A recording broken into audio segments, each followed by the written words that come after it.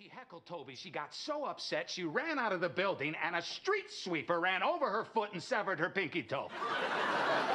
That's unbelievable. Yeah, then after the ambulance left, I found the toe. So I put it in a Cracker Jack box, filled it with ice, and took off for the hospital.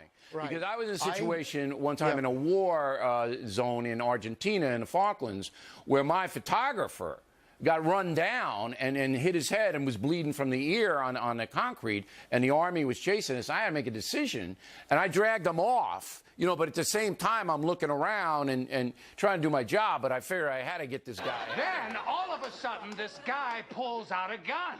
Well, I knew any delay's gonna cost her pinky toe, so I got out of the seat and I started walking towards him. He says, "Where do you think you're going, Cracker Jack?" I says, "Well, I got a little prize for you, buddy." Knocked him out cold.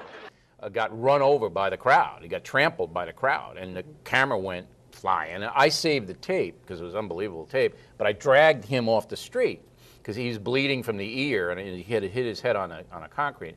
So I'm dragging him off the street, and with one hand, I got the tape in the other hand. So I'm fighting him off with one hand, and I kept driving the bus with the other, you know?